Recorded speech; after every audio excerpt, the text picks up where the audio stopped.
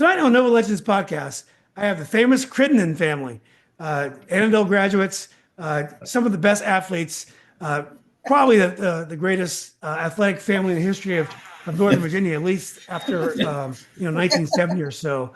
I've been trying to get Ray on the podcast for a very long time, but I got a bonus. I got his incredibly talented siblings as well. Guys, nice to meet you. Thanks for doing this. Yeah, nice to meet you. Yes. Glad to be here. It's an honor. Yeah, well, let me introduce you guys to folks who younger folks or folks who may need to be reminded. Monica is a 91 Annandale grad. She was all Met track and field performer. She's still, I think, 6th all time in a 100-meter dash for New Mexico Lobos. I think that's Hurdles. Right. In 100-meter hurdles. Yeah, 100-meter hurdles. Yeah. It's just amazing that you're still, because of all the changes in technology and things that have gone on, that you're still in the top 6. Ray is an 88 Annandale grad. I know a little bit about Ray because a lot of the guys that I knew played basketball against him. We used to always talk about him, like Sean Johnson from Robinson, Jason Coleman from Lake Braddock. They always talked about Ray Crittenden. I never saw Ray play, but I heard the legend. Ray started at TJ. And then with TJ and Annandale, when they combined and they made TJ a high-tech school, Ray went to Annandale, played soccer at Tech and had 15 goals in a season, which it's a lot of goals, and then set a record for points, which is goals and assists.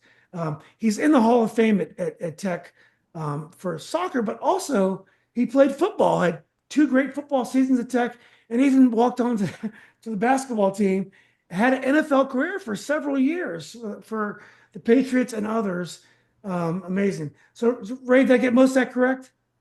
That's pretty accurate. Yeah. Yep. It's a lot. So you got give me a little slack there. And then the youngster here is Derrick. Derrick was a 95 Annandale grad. Derrick, Hampton Roads guy. I guess he's back where the family actually came from. Derrick was a 99 Boston College graduate, had 42 receptions, almost 600 yards. They had a great career there. Who did you play for there at Boston College, Derrick? At first, I was under Dan Henning, and then we had a coaching change, and then it was oh, good Lord. Derrick, you're acting like me now. That's you're younger than me. I am having a brain fart on who my second coach was. We'll get back. Well, Dan Henning's is a really big name. We'll get back to that. Derrick had a great career. I think you made your career in Hampton Roads. I think you're in law enforcement and doing those kinds of things down there.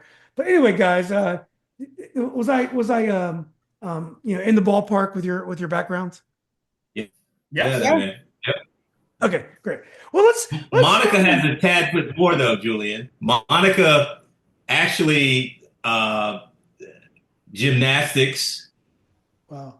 Her gymnastics prowess in high school, which wasn't talked about as much back then. And she's not going to admit it, but she was a cheerleader too. I did. When I did the Hall of Fame, I gave them shout outs. What's frustrating now, Monica, is that the cheerleaders now don't cheer for the game. Like they have their own competitions, and it's more like a dance thing. When we were in school, the cheerleaders were cheerleading the competitions that were on the court or the field. Now cheerleading is a separate thing. It's really because I have 2 daughters and they're both cheerleaders. Mm-hmm. It's weird. They have no interest in cheering for the games. They want to cheer. Well, I did it for half a year, and for that reason, they when Thomas Jefferson and Annandale came together that first year, I was a freshman, and they had a super cheerleading squad. So I had to look it up, but we actually finished 4th at nationals. Wow. And I was brought in just me and one other young freshman, and Jennifer. Forgive me, Jennifer, I forgot her last name, but her and I could tumble. So, because of our gymnastics background. So that, just what you said, that I knew I wanted to do other sports, but I really went with a friend, and it was just one of those things. I said, okay, I'll just try. And, So you were a freshman, so they threw you around and yeah, a little bit. I actually ended up more on the bottom. Jennifer was lighter than I was, but yeah, I ended up doing more on the bottom. But during the stunts, we usually had to tumble. So, they wanted to use our, whatever flips and things that we could do. Yeah. Well, let's get to that. And why don't we go ladies first? Monica, why don't you talk about your sports career a little bit? We got a little bit of gymnastics and cheerleading, which is great.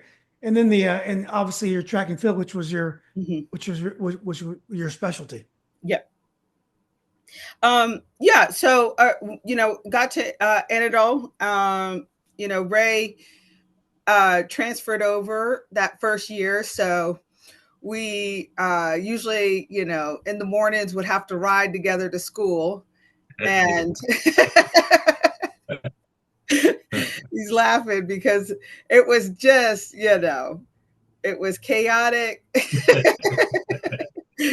and crazy, first thing in the morning. But, got in there and, like I said, I started out that fall of the freshman year in gymnastics. And because of the traveling with that competition that they wanted to do, back then, I missed the winter season for gymnastics. And Coach Lamas, I actually got to meet him at the Hall of Fame again. And it was really cool. He introduced I believe it's the 1980. I'm doing that off the top of my head. Forgive me. And that was your first sport? Gymnastics was your number one sport? Yeah.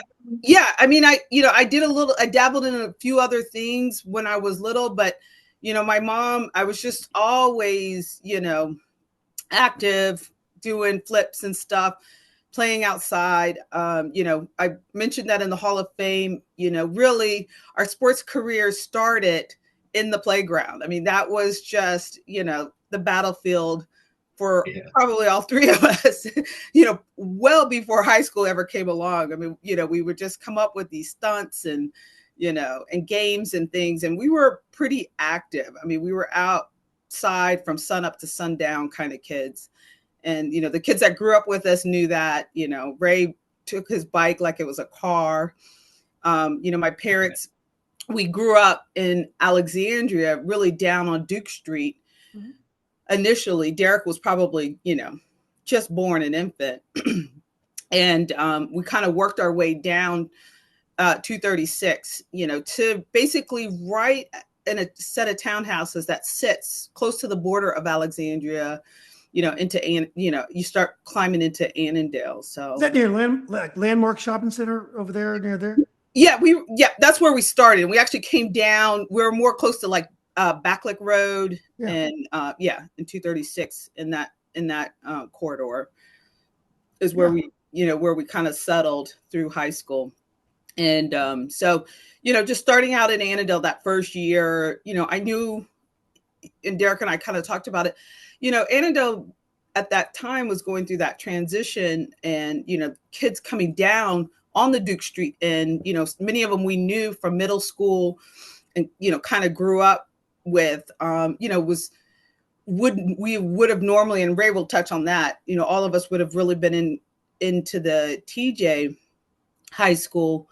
We were kind of having to come down further, into Annandale. Annandale at that time was probably predominantly white, some minorities, but nothing you could probably. It was the all-American city at one point. Yeah, it really was. It really, I mean, people talk about the suburbs of Northern Virginia. I mean, Annandale was you're right.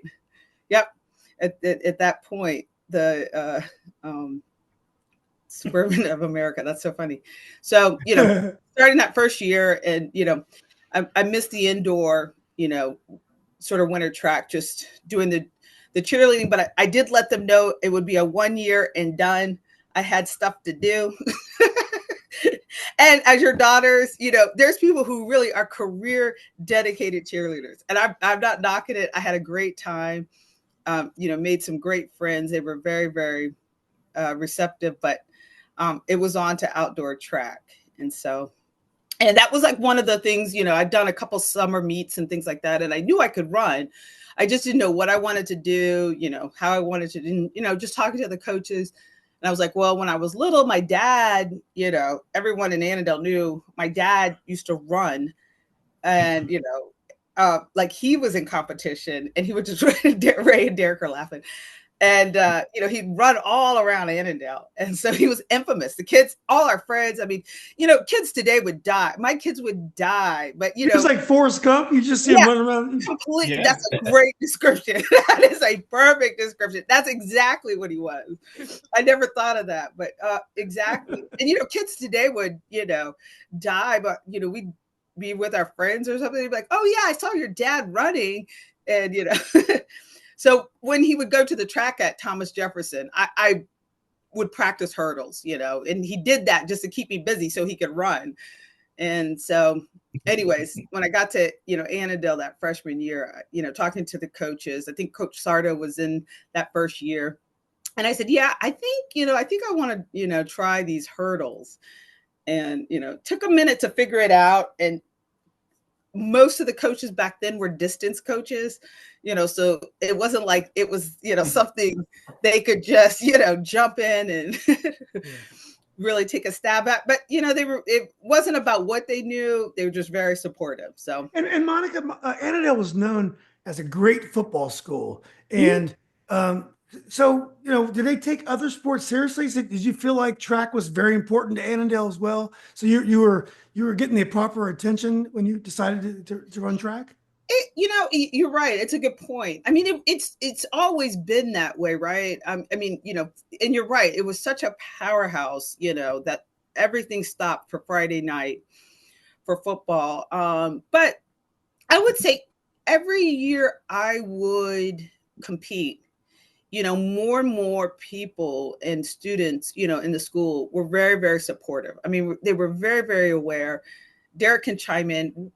We saw him at the Hall of Fame. We didn't get to talk to him, but I got to give him a shout out. What is Dave's full name, Derrick?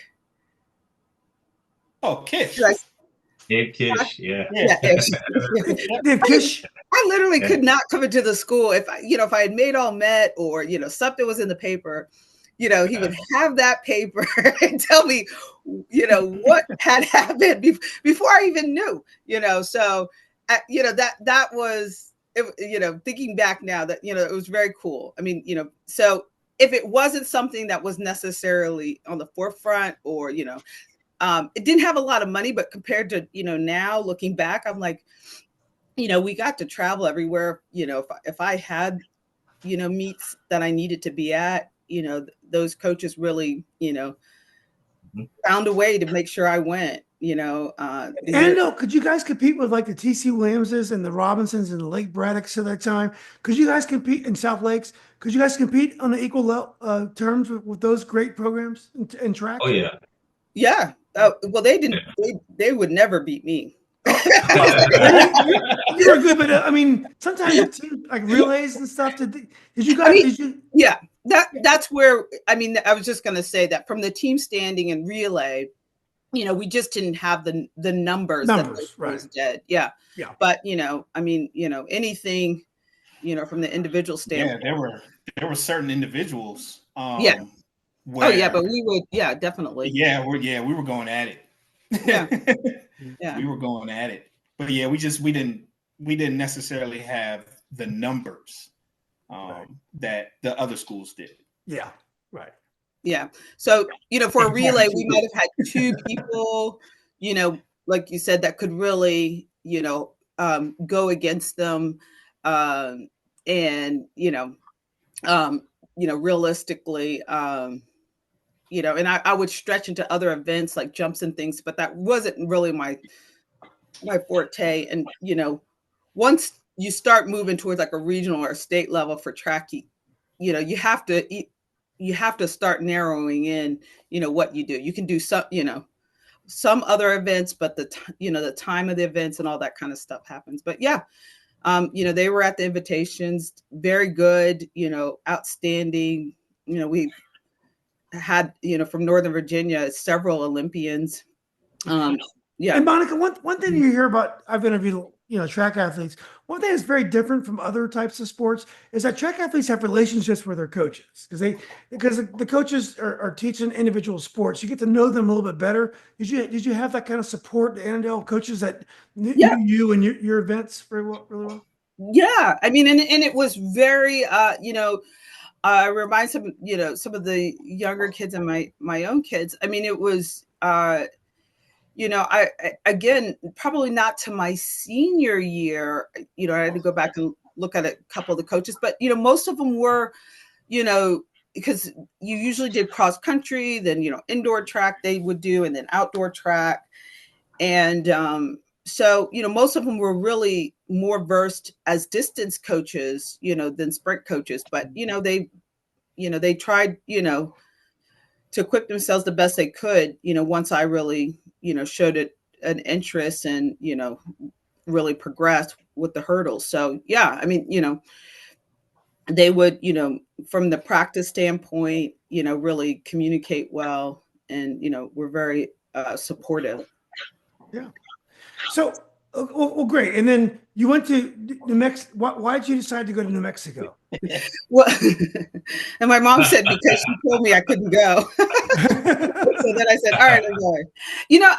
I took a trip up to Syracuse and I was leaning towards Syracuse, but I knew I just wasn't really, at that time, my senior year, I finally, chose track. By my junior year, I kind of knew I'd made the all met, really got to know some of the other, all met athletes, did a national track meet and, just kind of started to think, okay, maybe I'll, pursue this in college. And so I started to, respond to some of the letters, some of the coaches that were calling at the time. And I took the trip to Syracuse. I think at the time I took a trip down to, I think, Virginia State and VCU. I did a couple of Virginia schools. And I just knew the weather and being indoors, they, had such an extended indoor season with Syracuse. So shortly after that, the coach from New Mexico called and said, hey, I'll fly you out next weekend. He had a hurdler graduating and he said, I really, we talked for a few minutes and it was a good conversation. And, he liked the fact that I said, I, really am an outdoor, track athlete. I've, gone 3 years. I've, just starting an indoor season, that was my senior year when we were talking, flew out there and, the two girls from the recruiting trip, they had actually just gotten back from the indoor NCAA nationals. And so it just was a good trip. And so with the coach and with them and, it just, took off from there. And then I just kind of weighed, the different schools, and the ones on the East Coast definitely were in colder regions or, longer winter seasons. And New Mexico is similar to Northern Virginia's weather, but it's a little bit, when the sun's out, it's a lot warmer. And so, yeah.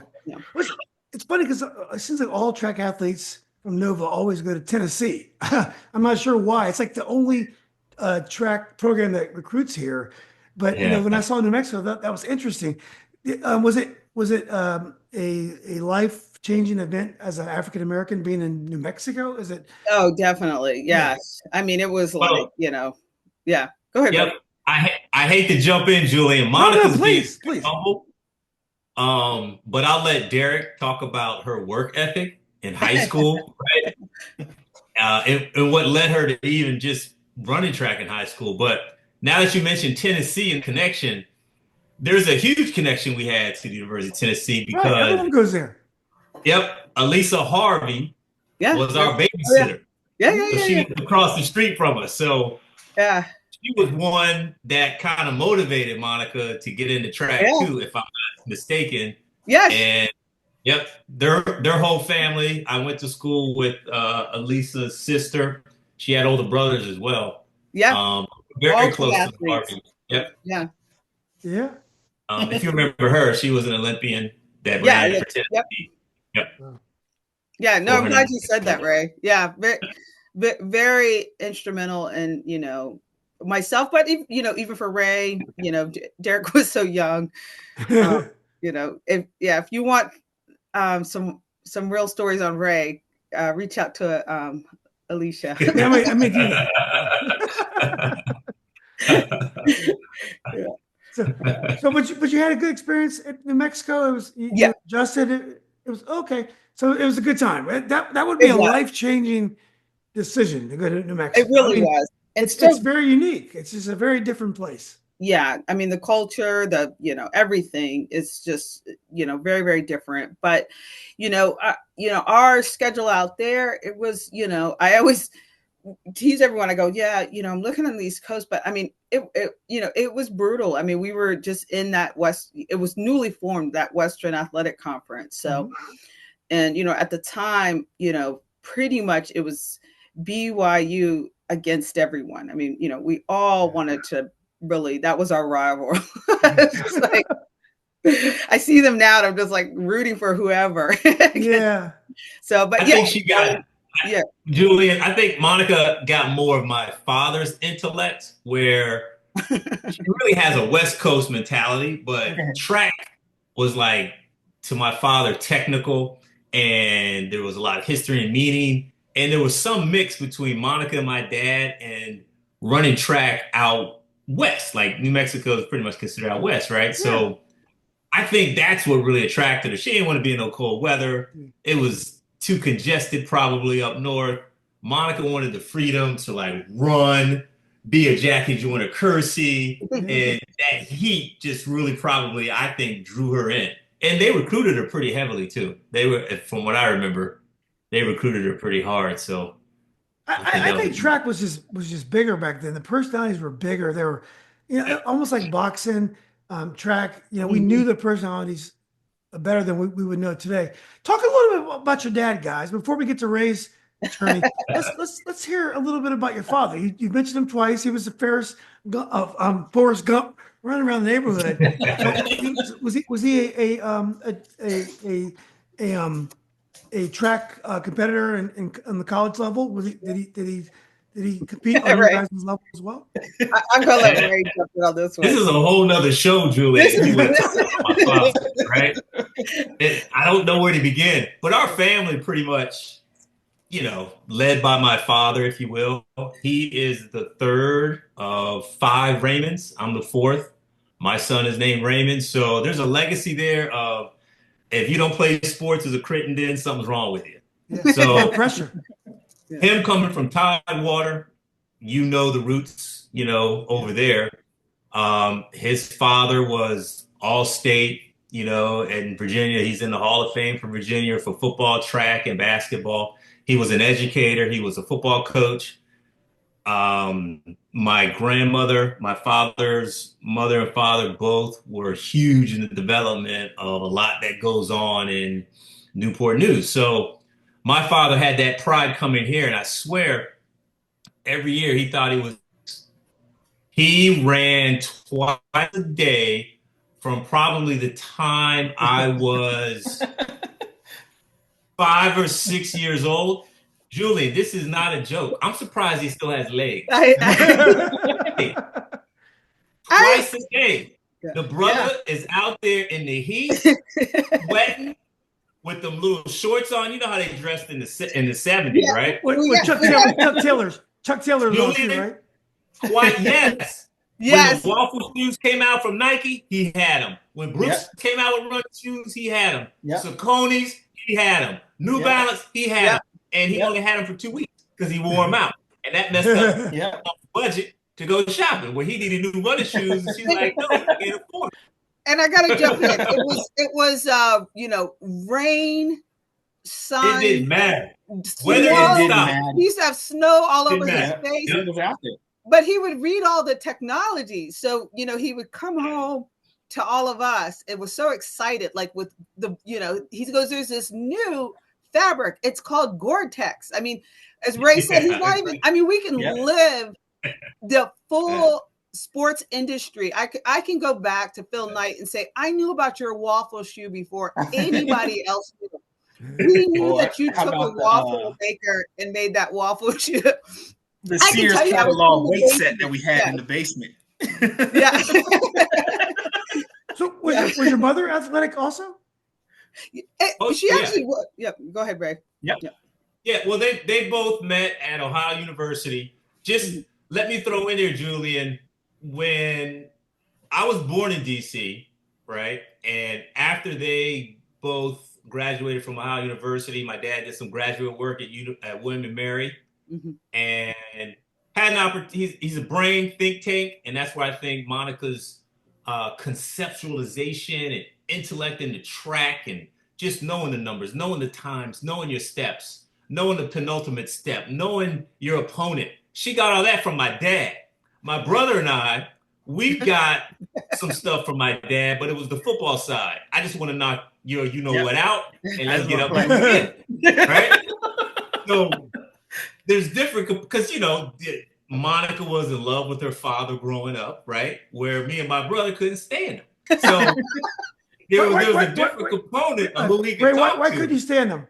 Was he tough? Was he tough on you guys? Yeah, that's really it. Yeah. It's just all about competition. It's just all of us. We want to be the big dog. We see somebody doing something, and it's like, I can do that. I can beat them. And so if we see it, if we hear it, then it's just in our brain, and we're like, we're gonna do it. We're gonna beat them. So. Our dad, our uncles, family gatherings, just other people in the neighborhood, as everybody got together and was kind of trash talking about all the stuff that they've done or that they're doing, we're taking that in and we're like, no, we can do that. We can beat them. Yeah. They can't beat us. And so it's just a matter of just competition. Just trying to. It was hyper competitive, but was it also loving? Do you feel loving also? Oh, yeah. Really, was it always hyper competitive? Yeah. Oh, yeah. Julian, this was ingrained when we were in Alexandria, right by Landmark Mall, living in Orleans Village, if you know where that is. That's Little River Turnpike. That's right off of 95. Okay? Yeah, sure. So at that time, my father owned an athletic store called Athletic Attic in Georgetown. Of course. Right across the bridge, right? Yeah. My uncle, his brother, and my father were the running gurus during that era. And of course, Nike came and all the stores came and small shops didn't matter. So get-togethers at our house were all about who could jump the highest, who could run the fastest, who could talk the loudest, right? And all the other stuff they did this time. Yeah. The loving part was very comical. I want to, as you can see, it's coming out right now. I mean, the laughter we're having now, it was a laugh fest, as these things were happening. But Ray's right on point. I mean, it was, So it was interesting and competitive, but you felt love. You didn't feel like. Yeah. Yeah. Julian, the microcosm of the Washington metropolitan area during that time, the DMV, the Virginia, Maryland, DC, what our parents did for us, we had no idea, right? But what they did for us by being, a nuclear family, staying together, they really not only supported our endeavors as student athletes, but everybody else who wanted to come to that metropolitan area. So our house was a house where everybody came. They lived there for a couple weeks, a couple months while they either went to med school, grad school, or looking for a house. So Monica, myself, and my brother never had our own house to ourselves. We always had somebody there. And it was always about going outside, just like E.T., riding a bike, flying around the neighborhood. I would ride from Annandale to D.C., the Arlington Cemetery. I would ride from Annandale all the way out to Hayfield, where it was called the Sticks back then. I can't remember. What's it called now? They built the big development. You went all the way to Woodland. Yeah. Kingstown. Yeah. Kingstown. Yeah. He was always over there. My bike, there were no limits on, during that era on how, and I'm only mentioning the bike and that freedom because I think not only, we had the gifts from the family, but I think my ability to ride the bike everywhere, and then I'd have to be home by a certain time to go to a soccer game, allowed me to become a better athlete because I was always in shape. I was always in shape. These were BMX bikes. These were not, 10-speed bikes that had, high and low gears and stuff. No, it was one fixed gear on a BMX bike. So you had to pedal hard and fast. Well, Ray, the kind of athlete that you were, and your exploits are legendary. I hear about them. I still hear about them. As a black kid, and your dad was a track guy. How did you get to soccer? Because now black kids are really going to soccer, and it's great for the type of athletes that we are. The kind of kids that dominate basketball will do great in soccer as well. But at the time, the only black kids that were playing soccer were from the islands or from Africa. Not a lot of African American were playing soccer. How did you start playing soccer first instead of you were a really good basketball player? I heard that you gave Hubert Davis the business at a game in 1988, and then also football where your speed is actually evident. I can answer that. I can answer that. Yeah. So, we were really, Julian, we were really kids that started out, Ray and I we were born in Washington, D.C., and we kind of, the suburbs at the time, we were kind of in Alexandria, like you said, amongst, a high minority. And then we kind of moved down the road, and it was really my mom, as you were asking about her sports background.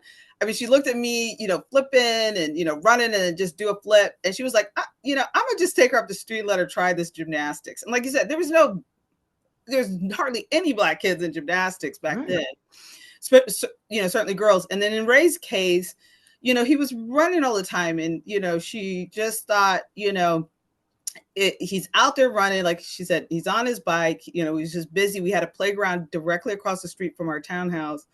So, she thought to take him down to the Annandale Boys Club at the time. Or what was the Parkland?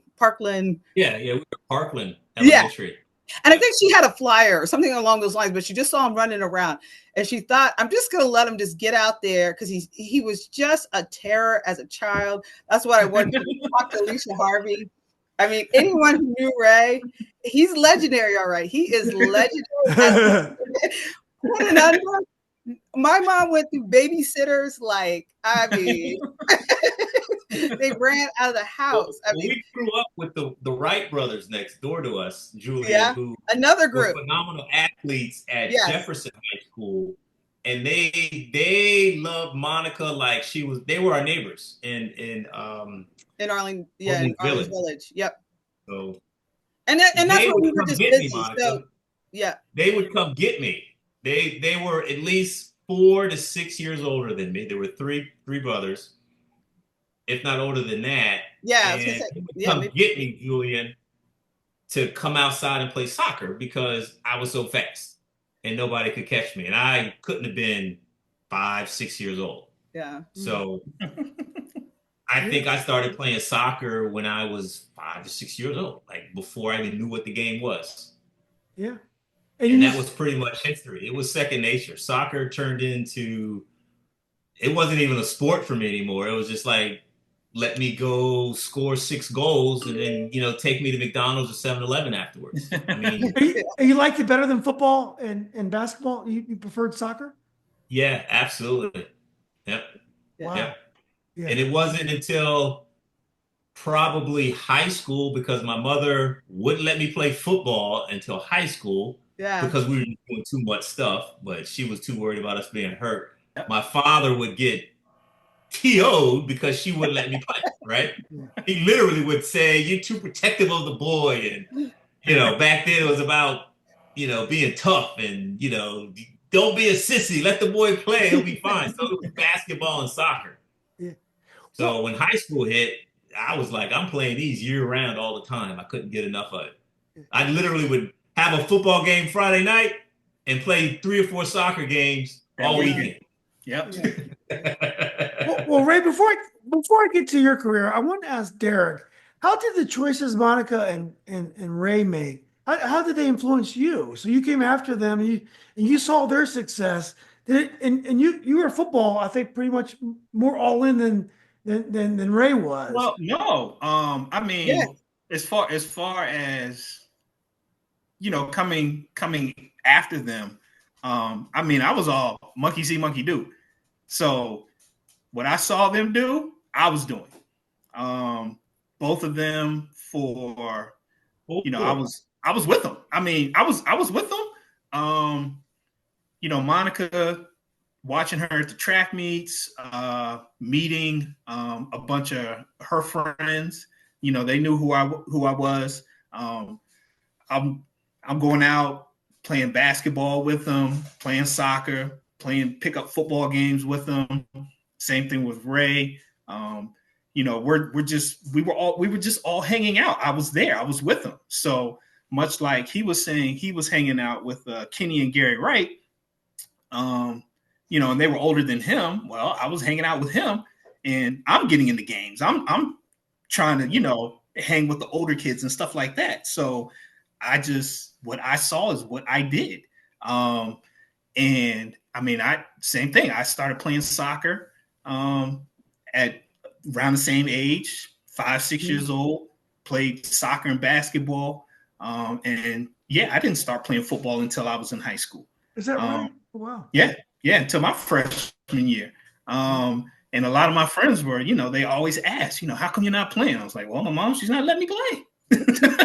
But once, they were like, you need to play. I was like, I want to play, but she's not letting me play. So it once high school hit, played soccer in high school, played football, played basketball, ran track. I would have, it didn't matter to me. I just wanted to play, just to compete. And the success of Ray and Monica, was it pressure, or did it inspire you because you guys are a very competitive family? Did you want to outdo them, or how did their success influence your success? Oh, well, I mean, yeah, it was just, again, it was monkey see, monkey do. It was like, okay, yeah, they did good. I want to do good. It wasn't pressure. It wasn't anything negative. It was just a matter of, you wanted it. Yeah, you just want to do as well as the person before. You want to do better than them. Yeah. So you have to work harder. Yeah. And looking at, especially with Monica, like what Monica had to go through. I have yet to see somebody work harder than her. So it wasn't just talent. Monica really put the work in. Oh yeah, 1,000%. Yes. Day in, day, just all the time. And I mean, for a lot of people her age, a lot of her friends her age that I knew, I mean, that's all they talked about. They were like, oh yeah, your sister, she's in the weight room, she's lifting, she's just going crazy. You always see her, just running and working out. And I mean, it was just like, okay, yeah, I know she's doing that. And then they're looking at me. I'm like, yeah, I'm gonna do the same thing. Yeah, that's it. So I just wanted to play. I took everything that they did, and I was just like, that's fine, that's great. It worked for them. Now I got to make it work for me, and we'll see what happens. And then we go to the family functions and just talk trash. So it wasn't pressure. It was just, you were just doing what they did. And so it was positive. So Ray, I'm sorry, Ray, you want to say something, Ray? Did you want to? No, it's almost movie worthy to go back and depict the environment we were in, especially in high school, because I guess my freshman and sophomore year, because I was so used to playing with guys older than me, I was on varsity for everything right away. So there was no time from freshman JV, just boom, throw me right in there. So Monica, Derrick, my parents, my mother babysat probably a third of the kids that went to elementary school with us. And they ended up going to Jefferson and, going to Annandale as well. So when we hit high school, we had these people at my high school basketball and football games. And after the games, in that environment back then, it was about, let's go to Pizza Hut or McDonald's. Monica and Derrick were at the games running around in their pajamas or whatever clothes they had, right? And then afterwards, we go to Pizza Hut with my teammates and whoever else from the high school. Monica and Derrick are there also. Yeah. And we have pictures of the boot to show, back in the day when they're there. And Derrick, all of this big, standing up doing stuff like this, when I'm there with my football jersey on and stuff. So that kind of environment just kind of, I know, embedded in them maybe subconsciously, that they wanted it. Like they knew when they went to high school what desire they had and what they wanted to pursue. So it was, for that given time, it was just, that was our world. It just meant so much. Just seeing these people like Kenny and Gary. Kenny and Gary looked like the Black Hercules to me. It was just like they were so big and muscular, and it was just like, I want to be that. From what I saw on TV, from our dad watching football games, basketball games, track and field and stuff, and his reaction to that, us looking at, I was like, I want to do that. I think I can do that. I really feel like I can do that. And so that was our world. And our mentality was, we're going to do that. So the Olympics would come on. And we'd watch everything, and I'm like, I'm going to be an Olympian. I don't care. I'm going to be Greg Louganis. I'm going to dive off the platform, or, if it was the Winter Olympics, somebody, with speed skating, it's like, I can do that. Downhill ski, it's like, I can do that. And it's just, that was our mentality. It's like, if we saw it and we're like, we can do that. It's a gift to have that kind of athleticism. That's not even out of the question for you guys. It wouldn't have been easy, but it was possible for you guys. Ray, I wanted to ask you, Ray, it's what you played soccer as a young guy. Soccer wasn't as technical as it is now. It's easy to see you playing football because obviously football is the least technical of the sports if you have the athleticism. But basketball is what surprises me. How did you get such a high-level basketball player? Because you can't, you could be, I know a lot of track guys that are terrible basketball players. They run around full speed, they jump, but they're terrible. Basketball, you got to know how to play ball. You got to know you got to be able to shoot, you got to be able to dribble. It's a very technical game. How did you get yourself high level in basketball? There's a lot of components in it, like Derrick and Monica are talking about the older kids that we played with. Mm-hmm. We would literally, I would play soccer, and the next thing you know, we're going up a hill and we're going to play basketball right after that. Yep. And then later that evening, they'll pull me outside and we're playing football. That was a day. That's how you spent weeks. That was life. I remember in high school. Oh, go ahead, Monica. No. I wanted you to finish that. I wanted to chime in because with basketball, I was surprised. He said, that his top love, now that he's older, he's saying is soccer. He knows what I'm going to say. He's so, when you brought up, give me his name from Lake Braddock. Hubert Davis. Yeah, Hubert Davis. Yes. Some of the guys, it's certainly going down his tech guys. He's so close, to so many of those basketball players. And it means so much, to be able to play at that level. He loved basketball. Derrick and Ray loved basketball. Basketball was probably the first time, sort of like when I was running track and I got down my freshman year to states in track and field, and that I'll get to that in a minute. But basketball for them was probably the first time that they could really be with other African Americans with exceptional, even better, athletic skills. And so, we call them super freaks. And so, and that was a humbling, but also a motivator. So, I always put basketball as, something that really pushed them. It opened their, eyes. Ray, if that window had ever opened up for college basketball coming out of high school, prior to his injury, he would have probably taken it in a minute.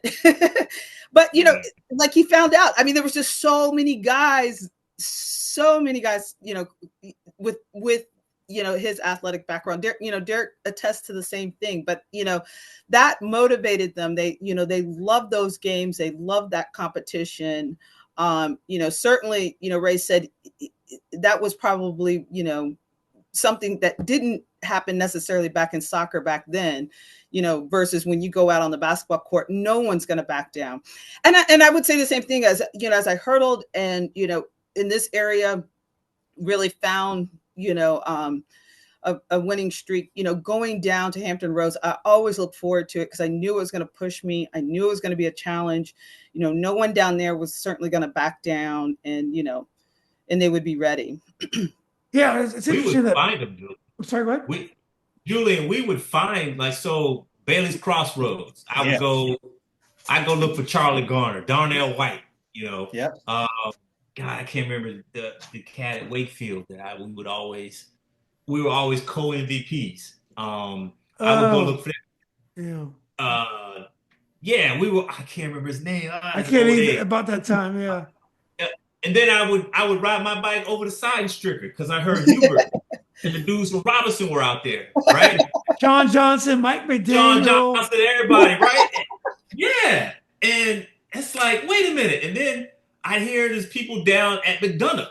Like, we could go down there and we could get some run. So that's how you survive, was going to find people to play against to get your game better. And and you know, something that I think a lot of people, you know, younger people, if they do hear this, I mean, we weren't afraid to lose. You know, I mean, it was like, you know, we took that as a learning curve. I mean, we did lose. You know, there was times, you know, where we weren't successful, or, you know, times where we had difficulty with coaches, or, you know, things didn't always align up. But I mean, you know, that's the other part, you know, to this component is, you know, how bad do you want it? You know, how bad, you know, do you really want to, you know, overcome it, so to speak, you know, and meet your goals. And so, you know, you really do become singular focused. That competitiveness is also, I was going to add in earlier, you know, there's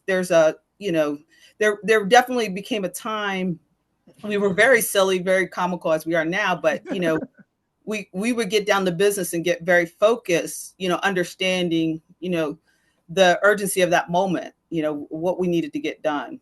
That's interesting that Ray, when you go to basketball, you're going to meet your match in basketball, because no matter how great an athlete you are, basketball is different, because you got like Hubert Davis. Hubert's not the athlete you were, Ray, but Hubert Davis is going to make a shot in a side stricker. There was no wind protection. It could be windy day. Hubert Davis is not going to miss no matter what. Because Ray, I was there too. We probably played against each other. You can find that competition in basketball, no matter how great an athlete you are. But Ray, I wanted to ask you, Ray, also, you were the only one that had to make the transition from Jefferson to Annandale. Was that impactful?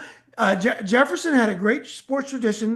Dick Wickline was a great basketball coach, historic basketball coach. Didn't have the football tradition that Annandale had. Was the combining of those two schools, was that good for you? And how did you deal with that transition? It was huge. I think it propelled me to the next level. Like my sister said, I really wanted basketball, and I was choosing between W.T. Woodson with Red Jenkins, because Tommy Amerkin went there. Yeah. And I thought I was good enough to go to Duke too. So I can do that. Right? But Julian, the problem was I was playing center. Okay. So when I had to transition to guard, I wasn't as skillful at guard yet. Right? I was a scorer, but I was a leaper. I was quicker, more faster. So I would have to compete against other teams' best players. Yeah. So David Herbster, 6'9", Chantilly High School. Yeah. I played with him at Virginia Tech. He and I were co-MVPs our senior years, right? Or I was a junior, he was a senior. So, you know, the next year, now I got to guard guards. And it takes me half a season. I say, okay, yeah, I got it now. Now, you know. So I was always in basketball like a step behind, and I knew I was better. It's just when basketball was over, I had to mix in soccer a little bit. I had to mix in a little bit of football. And then when I went to Annandale, and I made the choice for Annandale, it was because of what Monica and Derrick will testify to. We had a lot of support from our youth coaches, right, going into high school. And when we merged with Annandale, Jefferson was talking about taking, the sports down a notch, and that just crushed me. Yeah. I went and talked to the people at Annandale, and it was such a receptive environment. Their tradition was huge in terms of sports. I couldn't wait to get there, and I was mad it was only a year. It was real impactful for me. So your junior year, you're already on, a star. You're already excelling your junior year. So your senior year was just a matter of where you're going to go and whether or not it can get you to the next level. Is that the choice that you were making? yeah, and I was so silly. I was choosing basketball at that time, like my sister said. So USC, Oklahoma, the Miamis. I was like, I don't mess with y'all. I'm playing basketball, right?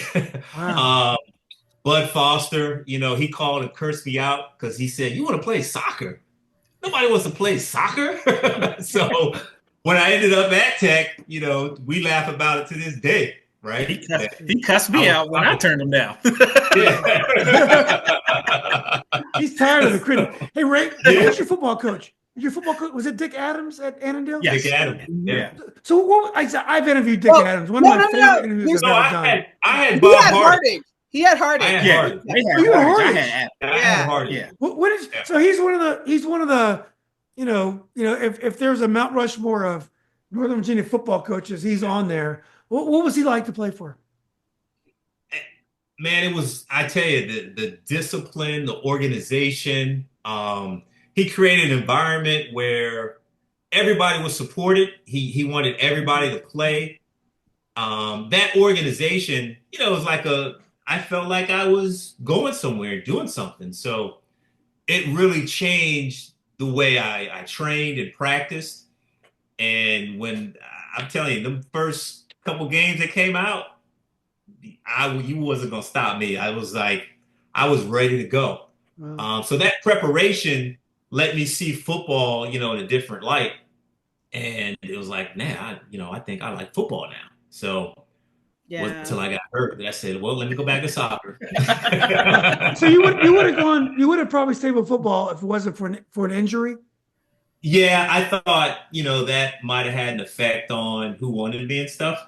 I didn't really understand redshirting back then. Yeah. And, that year that they bulk it up. So, I wanted to play right away, and I wanted to play two sports. Right. So when I talked to schools, I would have gone to UVA, but they were like, you can only play one sport. So that's kind of how I made my choice with Tech, and they let me play everything. So yeah, that's where I went.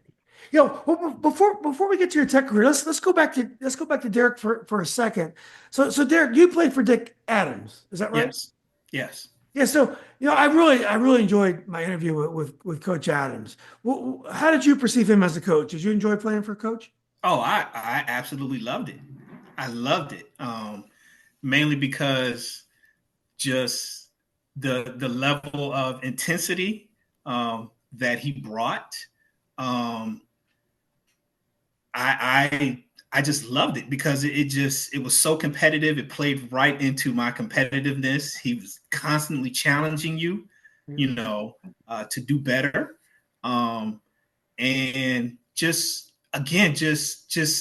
seeing people before me, just going to high school football games, basketball games, soccer games, the track meets, and just, seeing the crowds and all that.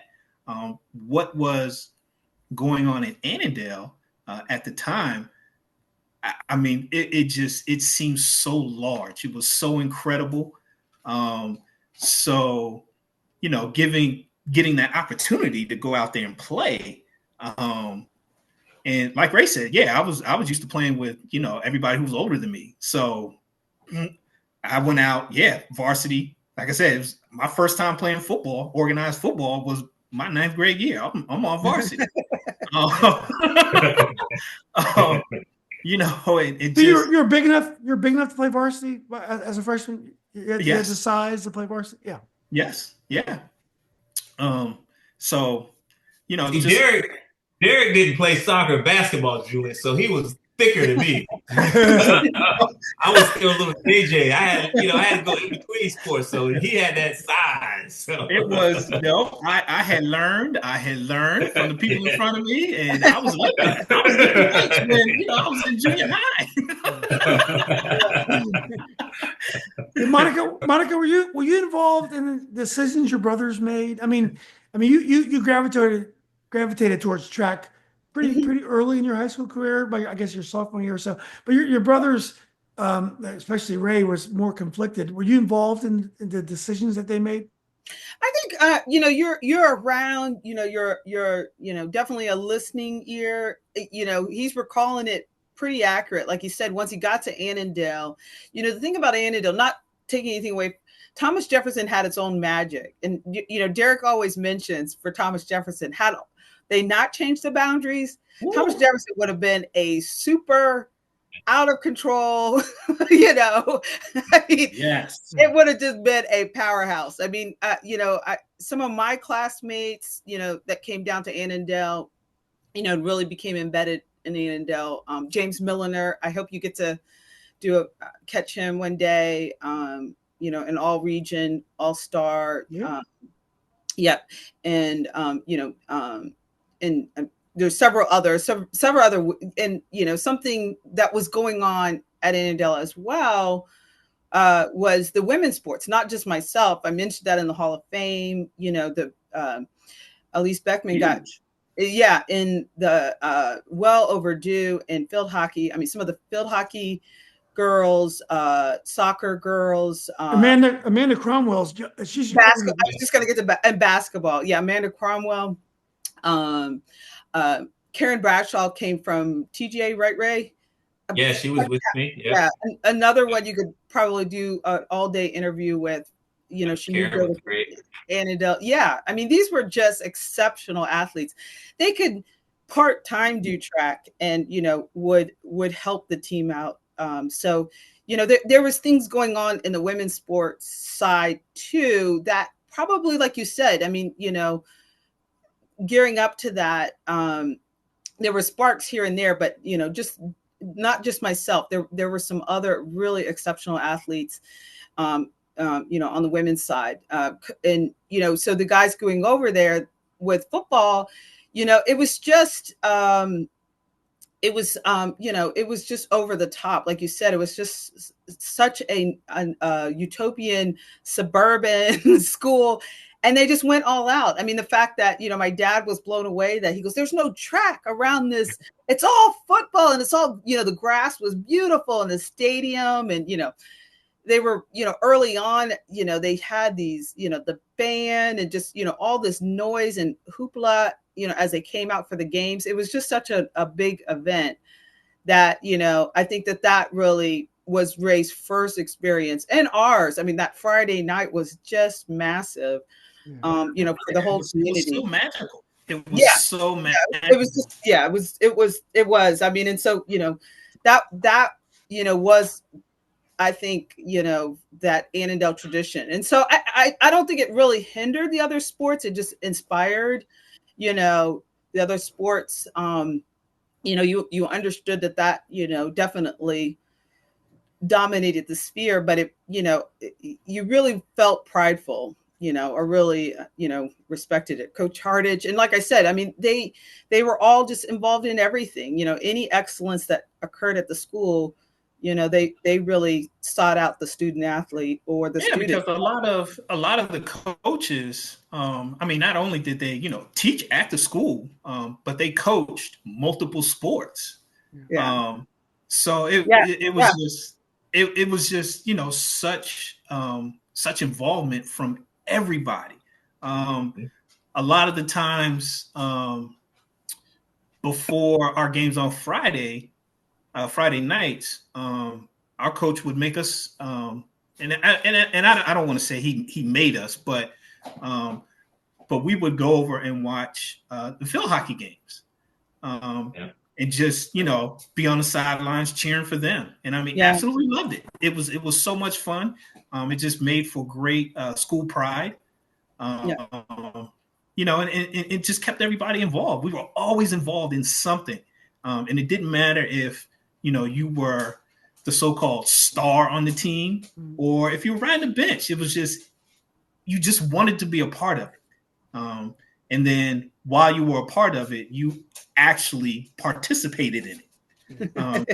The teachers, the coaches, they made sure that, you actually participated in it. It was just a great field. It was a great school. It was so much fun. Yeah, when I interview Annandale people, and they'll just talk about little things like getting announced in the starting lineup, and they get chills when they get announced, and there's a crowd there.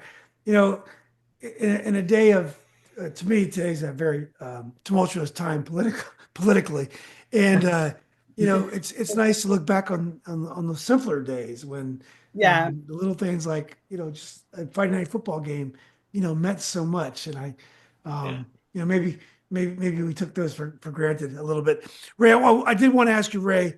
I think you played for Dick Wickline at Jefferson. Is that correct? That was a hard decision leaving Coach Wickline. So talk about, you went from Wickline, and I believe you played for Gary Reedy at Annandale. Gary Reedy. Yep. Talk about that transition. Yep.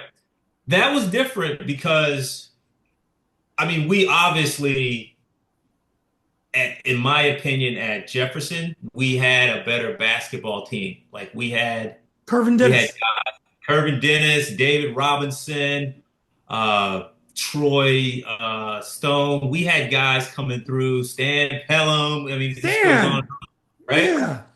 So we just never could get like past regionals, Yeah. And teams like Annandale, Wakefield, sometimes Falls Church, but definitely the Lake Braddocks, the Robinsons were just, maybe they had more depth, You're big schools. Bigger schools. Yeah. So the numbers definitely helped. Then, you start getting into West Potomacs and all those guys started coming around. I just wanted to compete. I wanted the state championship. I wanted a ring, and all that stuff. And when they started taking athletes away from Jefferson, like we didn't have a pool of guys younger. So when I was a senior, I was like, well, where's everybody at? I'm doing everything. So I had to, look at Annandale because talking to Coach Reedy, they had a veteran team with some players. We thought we could go to state. We thought we were going to win states, actually. So that would have been basketball and football. And I think we did lose. Maybe, I don't know if it was Lake Bragg. I think we did lose to Lake Bragg. You beat him. You beat him one time. Yeah. Well, I'm not going to forget that day, right? Like, being with Jefferson in one of the Christmas tournaments, I remember. It was always because I think guys like Hubert were, recruited nationally and stuff. So everybody was up for those games and I knew them. So it was one of those things where, I'm ready to play, because I knew people were going to be there. But if I could just add, Julian. Yeah, sure. It's one of those quiet things, when I look back, but like my brother and sister always being at my games in high school, whenever I come home, I'm at my mother's house going through her suitcase that has all, Polaroid pictures back then, right? You'll see my brother and sister like at all my games. Now, whether or not they were actually watching the games and paying attention is another story, right? But have them there, man. Basketball, exactly. I was under the bleachers. I was crawling around under the bleachers or running around in the hallway, getting candy. Yep. To me, that was like the best experience, man. It was like you realize when you get older, it's like you really realize how much you love like your brother and sister, being there. And then when they start playing, you're watching and you're really into it, but you're never telling them, how much you're into watching them play. Yeah. And then what really killed me, my sister starts winning state championships, getting all men setting records. My brother's winning state championships back to back in football. And I'm like, dang, they're actually better than me. So you inspired them, but they also inspire you because you were a tech and then you're pursuing a pro career. Their success also inspired you. Yeah, definitely. Absolutely. And that man we talked about at the beginning of the episode, our father, oh yeah, you can throw him in there too. He's still running around somewhere. He is still running, Julian. Yeah, he is. And it's so Really? It's so funny because the person really who can take the most credit. I mean, at some point, I'm sure they'll hear this. Is we got to say our mother, like you said. You asked how soccer. That's our mother. How gymnastics. The little bit of track I did prior to high school, the couple of youth beats that she took me. All their basketball stuff. She organized and did the trips, the tournaments, her schedule was so full. It was just like, Monday through Sunday. She couldn't keep it all straight. Yeah. And and that went on, pretty much till all of us got through college. I mean, they could have a weekend where, they literally would have a football game, a college game on, they'd have to start picking and choosing because, sometimes I was doing winter track. I might have a conference meet, they may have us scheduled. Ray would have a professional game, Derrick, could potentially have a college game. So, yeah. And it was like that. And Monica, when you were in New Mexico and after, did you mentor your brothers? Did you guys talk like when they were going through ups and downs? Would you get on the phone and would you counsel them? Yeah, actually, it's funny because a couple of the guys, I had mentioned, back then you didn't have a cell phone, you didn't have, the internet, tell the kids, like, and I happened to just check in, on a payphone or, whichever phone I was, I refused. I usually would do collect and, send it to my man, collect. I haven't heard that in a long time. I never, would do long distance. I don't even think I carried long distance. By then we collect. Yeah, we lived off campus. So I'd happened that week, I always like to tell this story, call my mom, and I can't remember, Ray, when was it when you went up to New England? Was that March? Who was it? April? I know I was getting ready for season. So yeah, we were. Yeah. Well, Julia, Monica actually trained Derrick in track too, if I recall, but she also trained me in track when I was going to the league. So there's a lot of interplay there that we probably don't talk about. We were just, let's go run. Monica, I need to stretch. So a lot of times my running partners were guys. So, I mean, I mentioned James Milliner, a lot of the guys would run with me. Yes, I would do my weights, just really trying to work on my foot speed and, and my speed. Most of my training people at that time, were a lot of the guys around, and including, especially my brothers. And so when I made that call to my parents, my mom was just very evasive. She was just like, yeah, because we were under the impression Ray stayed at Tech. He actually graduated. None of us believed it until it was like a winter graduation. And I was like, do I really have to come home? Is this really real? Is he really graduated? They said, yes. So he stayed into that spring. And we were under the impression he was getting ready. He said, he was going to stay in shape. I'd send him some workouts. We worked out over, the winter break. He's correct with that. And, doing our speed work and stuff. And, he was really getting himself ready for a soccer tryout or, something maybe overseas. He's thinking along those lines. And my mom says, yeah, your brother just left us. He didn't, he said he didn't really say much, but he said he was on his way. He had to go. He couldn't talk about it. But he had some football tryout up in, Massachusetts and something about New England. And I was like, what? What do you mean? I thought he was doing soccer. What are you talking about? And so I happened to ask a couple of guys that played football, and one of them I looked up something information wise, And he said, yeah, he's there for a tryout with the New England Patriots. So, none of us really, I think Derrick might have known more than anybody, but, from all of our standpoint, until it really happened, we really, back then you just didn't have, the instant, story or information. Yeah. Yeah. So, but, a few of the guys that were playing football at the time, really kind of alerted me, to let me know, he really was, there. It was legitimate. It was. Yeah. Julian, you could thank my mom for that, because when I was probably 11, 12 years old playing soccer, I played for Annandale Boys Club. Yeah, this is a true story. This is hilarious. And Kip Jermaine was a former pro soccer player. Oh, I think he just passed recently, I believe. Yes. Yep. Yeah. So that group of people, they know Monica, they know the families, we all know each other. Kip brought in soccer pros all the time to train us. Yep. Right there at Columbia Elementary School. Because I'm on my bike 30 miles away, soccer practice going on, or there's a game that weekend, my mother couldn't find me. There are no cell phones. The coaches would come looking for me, and she didn't know where I was. So she would tell them I'm fishing somewhere, I'm at Mason District Park, or I'm somewhere, and they would come in their pickup truck, pick me up, take me to the soccer game to make sure I get there so we could play.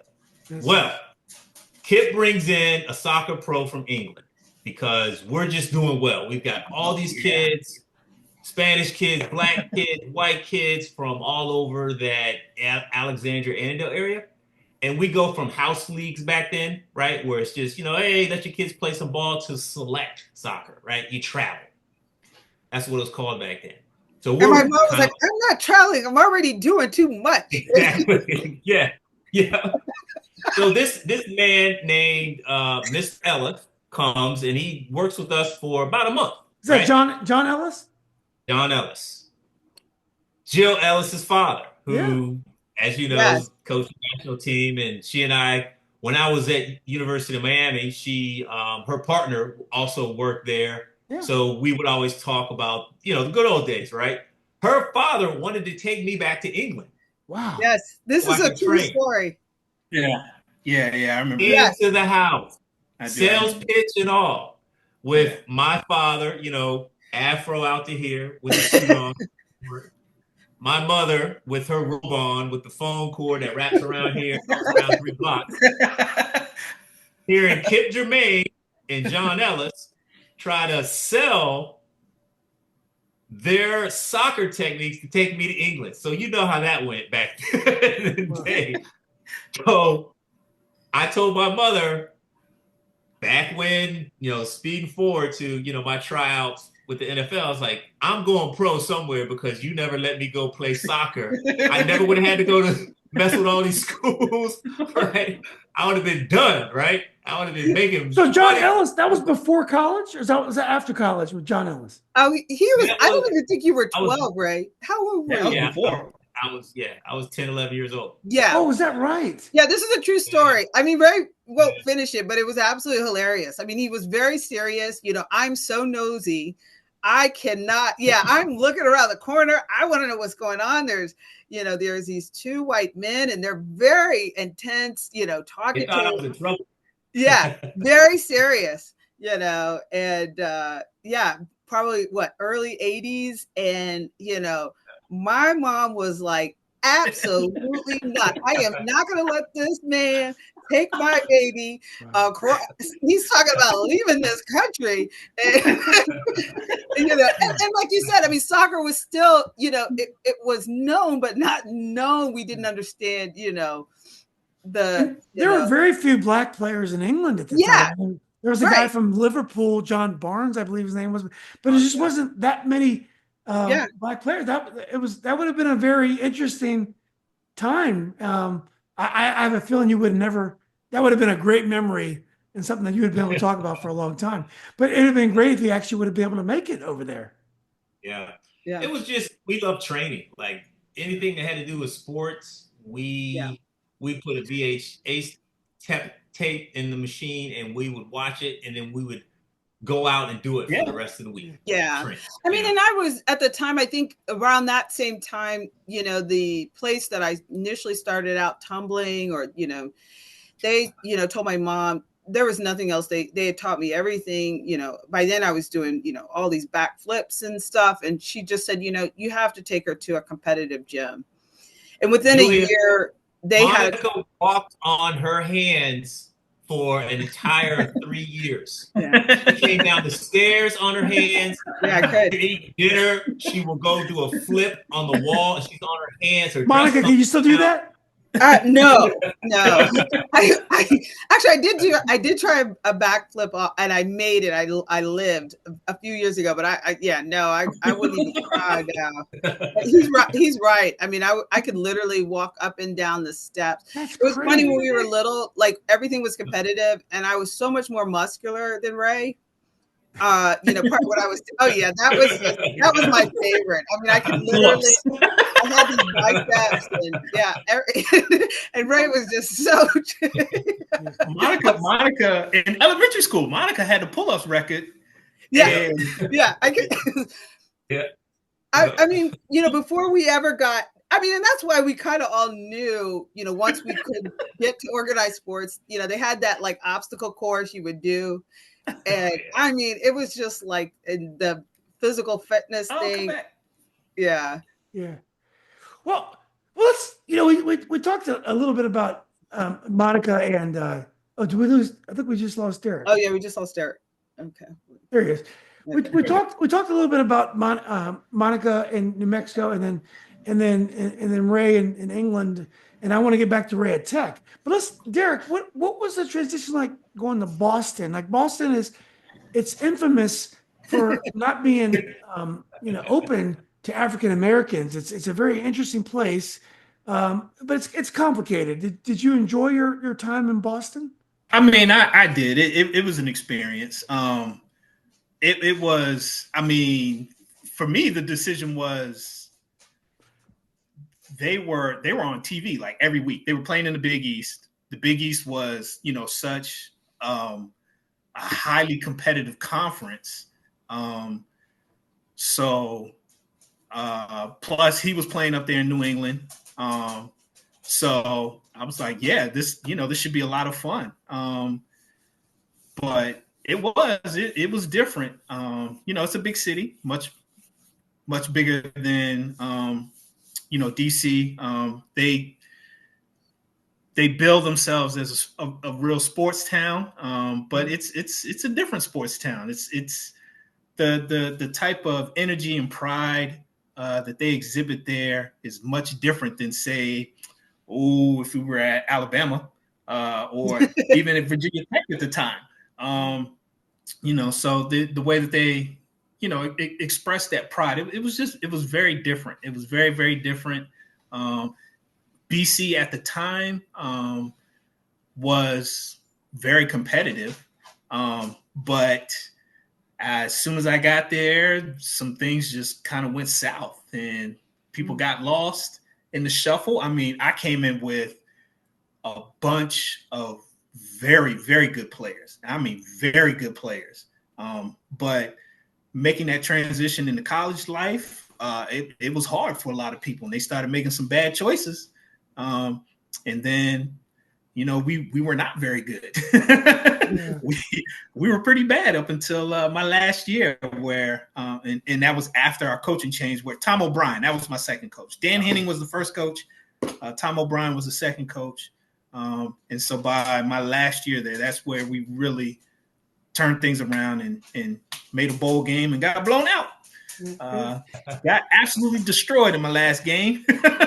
Are wins and losses important for a college player? Because you're in school, you're trying to get grades. I mean, you want to be on the field and play. Are you living and dying with the result? As long as you're out there and doing your thing. I definitely was, because it's just all about competition. And like I said, at that time, look, the Big East, we were playing Miami. Miami was, was very good. We were playing Tech. Tech was very good. The other schools, Pitt was kind of up and down. Rutgers was really struggling. Temple struggling. Syracuse was good.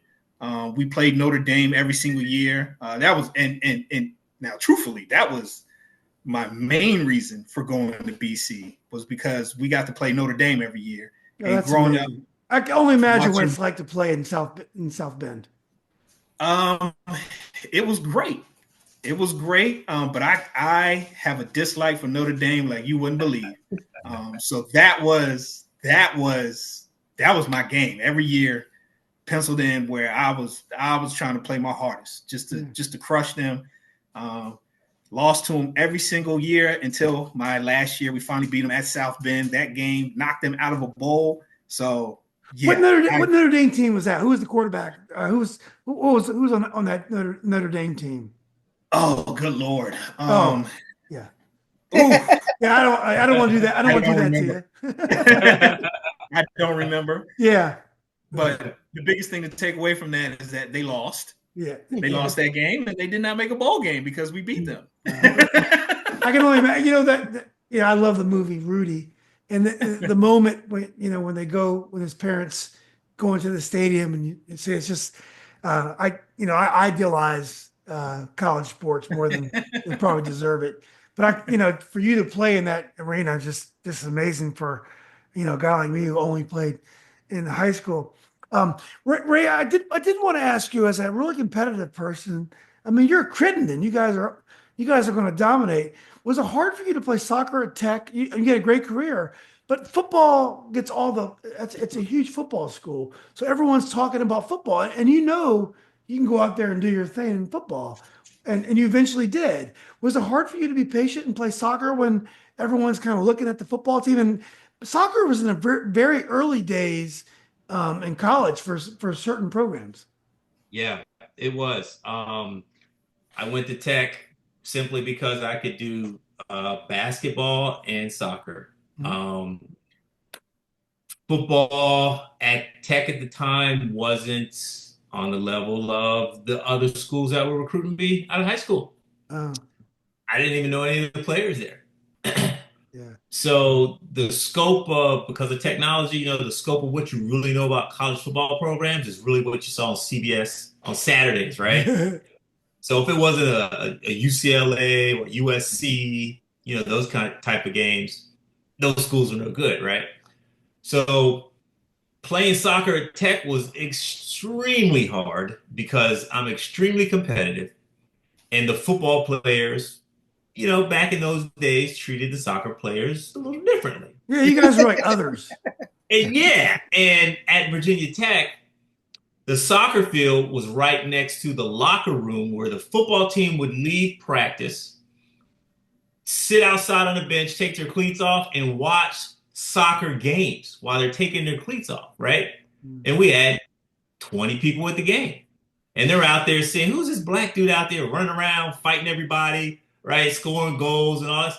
He thinks he's Pele. Yeah, man. Everything was Pele. Yep. And that just lit a fuse in me because in the off season, before the season, I'm working out with the football players. And I'm like, man, I will smoke. Like, what? I know you had to feel that way. Yeah. Yes. So the calamity of what that Lane Stadium brought and all those people going to a game, we literally would have a game before the football game started. So we had to get out of there, and all these people coming over there, and I'm over here. And I'm like, wait a minute, something ain't right, So it wasn't until soccer was over that I had to quickly transition, to basketball, where I got that feeling of we're the center of attention, right? And in soccer, really the only time that at the college level, I enjoyed my teammates. I had, again, tremendous people in my corner. Coach Jerry Cheney, the athletic director, they were behind me 1,000%. They were trying to see me develop, see me happy. I'm sure they were happy with what I was doing on the soccer field. So when I went to basketball, they thought I was going to be able to contribute too. But, here comes Bimbo Cole. So I'm back on the bench, right? The only time in soccer that I felt I could have stuck with it is when we were playing UVA, Clemson, NC State. They were all nationally ranked. They were guys I used to play against back in Northern Virginia, just playing pickup games. So I was like, oh yeah, y'all know what's about to happen today, right? Well, I scored my 3 goals and we would lose 7-3, 4-2. And they just do it. He's gonna get his goals, but then we know. So it was frustrating for me that, at the time, my freshman year, we weren't on the level of everybody else. Yeah. So I kind of grew impatient and, working out, I wanted to train. Like, I'm running hills. I'm running the stadium stairs at Lane Coliseum. Yeah. I'm working out in the weight room with the football players. Like, what soccer players out here doing that? And that's what made that transition, easy. Because I was still working out with basketball, which was a big time, sport there. And, going to football, it was an easy transition. And to be honest, I'm glad I did it. Yeah. Ray, was it a big jump when you finally started playing football? Back from the Annandale days, did it feel like a big jump to be on the field at Tech? Yeah, that because I had spent a couple years soccer and basketball, like my brother had that advantage, that size factor. So because I could move so well, I would attribute a lot of my athletic ability to playing soccer and basketball, where I never slowed down to make a cut. My peripheral was a lot better than most people. So that transition was, and I play football, like I know what to do too. So to be honest, Julian and Derrick will attest to you. Back in those days, they had a red shirt year, right? Mm-hmm.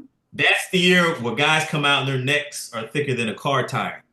Mm-hmm. So yeah, there was a transition. Like that anxiety you see where you're out there with those guys, you're out in Blacksburg, ain't nothing out there but you and that big horse from some county you ain't never heard about, So yeah, that transition was there. Like I don't even have hair on my face yet, and you're out there with men with full beards looking like, Lou Ferrigno or something. So yeah, that was definitely there back in those days, whereas now guys come in as freshmen and they're bigger than the seniors, Yeah.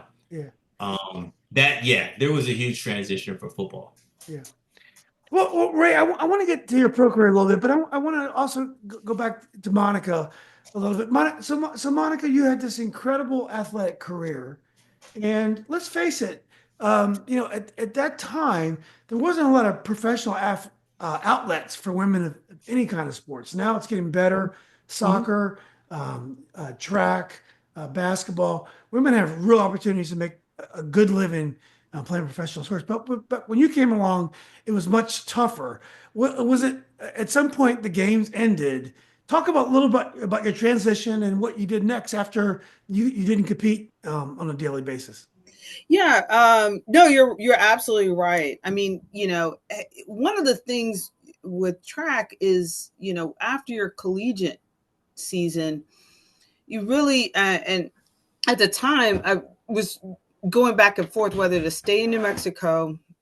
And at that time I went ahead and transferred, sort of took the summer off. And this was sort of after the 96 games, and went down to Atlanta. And, the hardest thing back then was you really just didn't get an opportunity to continue the development. Whereas now, basketball, soccer, track, like you said, there's just venues for people, after college, coaches, facilities, all of those things that you need, the support. And the same thing has happened in track because, really at that professional level to develop, you need that, that support system. So I ended up actually down in Atlanta, and just a happenstance, came across a company that just sort of picked us up because I was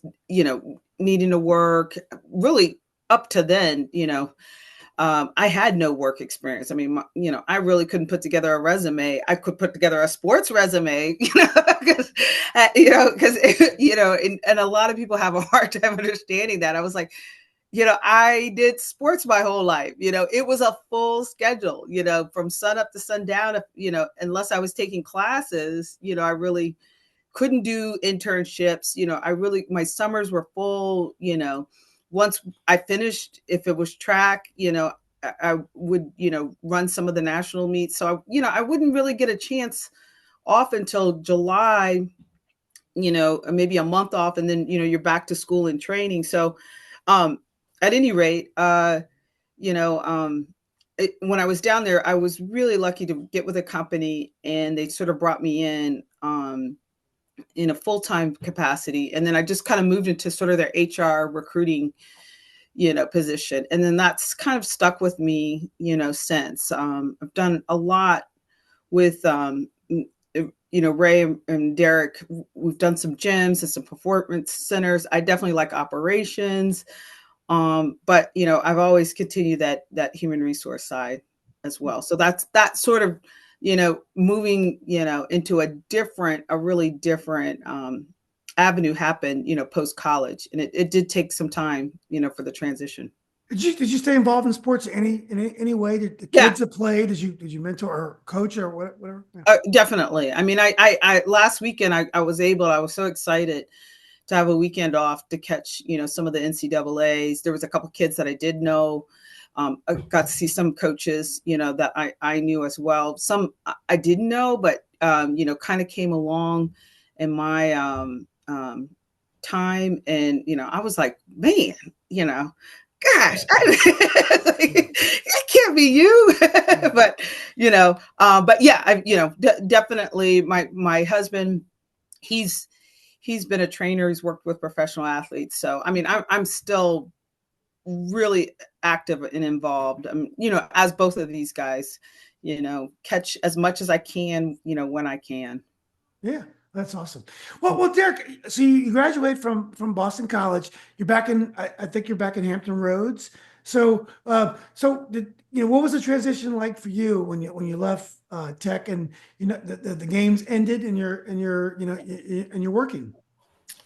Well, I mean, initially it was, try to stay in shape, try to get a couple tryouts with some pro teams, tried arena ball, tried Canadian, but then just started doing some initially personal training, and did that for a few years. But then, life just kind of moves on. I met a girl, ended up, got married, had some kids, moved from Northern Virginia to Hampton Roads, and had been here ever since. Are your kids athletes? Yeah, my oldest, both of my kids, they both grew up. They love soccer. Played the mess out of it. My oldest, he played through high school, but once he graduated high school, that was it for him. But my youngest, he's still playing soccer. He's playing at Mary Washington. He's in his going into he is finishing up his second year of college. Yeah, He's playing for Coach Kilby. Yes. Yeah, I've interviewed him a couple times. Yeah. Yeah, he started off playing at George Mason, but then he decided to transfer. So now he's at Mary Washington. It's a great program. I mean, they can beat most division. I don't say most, but at least half of the Division I teams they're on that same level. They're very good. Yeah. So yeah, he's got his work cut out for him. I tell him, I was like, the best thing you could do is, you got to put in that work, man. You got to prepare yourself. College sports nowadays is a grind. I mean, you guys are exceptional athletes, but if you don't have that kind of athletic ability, there are so many athletes out there that can do the things that everyone else could do. You got to really want it, and then you got to risk everything else for the dream of getting on that field. Now, I kind of feel bad for kids that my son was a soccer player. He played at Yorktown. He was a good player, but he was a really good player. But he knew right away that he couldn't play in college, which is great because he went to college and enjoyed life. He had a great high school career and never had to chase something that he was never going to be able to relive again. And not a lot of athletes can't do that because there's so many great athletes, even at Division III level at Mary Washington. You can't even get on the field, and it's hard to imagine for us non-Crittendens. But Ray, let's get back to you a little bit. So now, obviously, you're the kind of guy you can go to a combine. I'm not sure if they called them that back then, but you're going to raise some eyebrows with your athleticism. So you put a 4.4 up there, whatever you're doing, people are going to be like, no matter what you did before, soccer, gymnastics, or whatever, when they see that 4.4, they're going to be very interested in you. So talk a little bit about your journey. I know you got to the Patriots and beyond. That was, it was sort of humbling leaving Tech my senior year. We didn't have the kind of year we thought we were. My senior year, I got injured again. So half of my season was coming back from an injury. So I missed a lot of film, so to speak. But everything else was there on paper, like my size, I'm setting strength records, and I've got film where I'm doing things. It's just didn't have that, year, that last year that makes people want to say, hey, let's look at him and consider drafting this guy. So my desire was still there. So when the year was over, I went, not knowing, I had a snowball's chance, right? I went to work for my grandmother in Richmond. She was a delegate from Newport News. So between her and Governor Wilder, I'm running back and forth with my little suit on, trying to figure out what I'm going to do with my life. And I'm like, man, this is not what I want to do. So every either night, 3-4 o'clock in the morning, I would wake up. I'd go to the gym. I'd do sprints in the gym, up, downs. I'd work on my vertical. I'd lift weights. I'd find a way between working for my grandmother, which was a challenge in itself, and enough motivation, right, to get myself in shape and, go to these lower tier combines for like the Canadian League. There might be a few NFL scouts there. So I went to a couple of those, and I'm looking around at other guys, and I'm like, man, I'm way better than these guys. Like, what the heck, So I ran a little bit. I was posting, like you said, good 40 times, catching the ball. I'm moving around, maybe more like a soccer, basketball player, right? Than a football player. So it kind of stood out, and, where guys couldn't keep up with me, right? So word gets out. I got agents calling me. I start getting invited to some pro NFL workouts. And that's where I posted some pretty good 40 times. And I'm going against guys who were rated in college as good DBs and this and that. And I'm outrunning the quarterbacks who can throw it deep. So word gets out. So I now have agents calling me. They're trying to find out who I am. And, it goes back. Oh, with Virginia Tech, he played this, and this. And they're like, holy cow, right? And it's going back to my coaches. But Virginia Tech, we had talent. We had guys coming out. We weren't winning, but we had a good 8 or 9 guys that were in the league. We had Roger Brown that played for Bill Parcells, won the Super Bowl. We had a couple other defensive backs.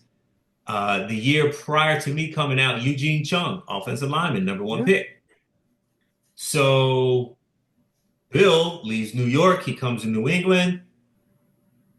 Somehow my name is on the board of talent out there. And I think I had a few teams, maybe the Cardinals, New England, and one other maybe. When you say Bill, you mean Bill Parcells. Is that right? Bill Parcells. Yeah. Yep.